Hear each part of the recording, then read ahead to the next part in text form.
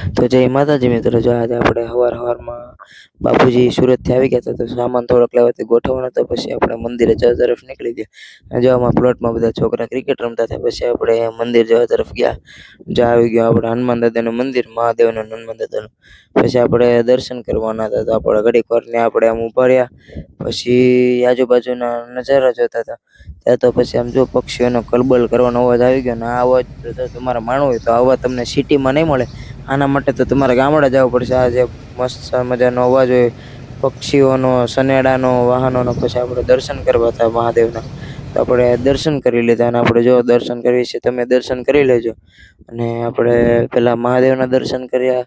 પછી મહાદેવના દર્શન કરી લીધા. પછી આપણે ગણપતિ દાદાના અને હનુમાન દાદાના દર્શન કર્યા. પછી બાજુમાં મોટું હનુમાન દાદાનું મંદિર છે, આપણે ત્યાં ગયા. ત્યાં આપણે દર્શન કરી લીધા. પછી આપણે ત્યાં દર્શન કરીને આપણે સિંદૂર લીધું. ને સિંદૂર આપણે આપણી છાતીએ લગાડી દીધું.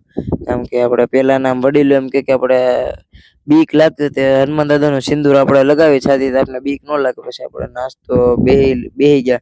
પછી આપણે નાસ્તો કર્યો. જો અમારે તા પહેલાં આપણે મોટા ભૂંગળા હતા, રૂપિયાવાળા હતા, નાના આવવા મળ્યા. પછી અમારે જો ઊંધિયું, અમારી ભાષામાં આને ઊંધિયું કે અમારા ગામમાં, તમારા ગામમાં ને શું કે જરૂરથી કોમેન્ટ કરીને જણાવી દો. પછી આપણે આ ઊંધિયું ખાઈ પછી આપણે જાદુનું પેકેટ તોડવાનું હતું. જાદુનું પેકેટ તોડી લીધું.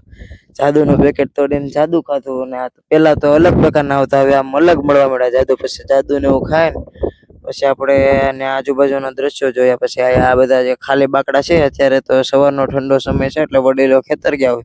બપોર પછી બધા વડીલો બેઠા હોય, બાકડા બધા પેક હોય ને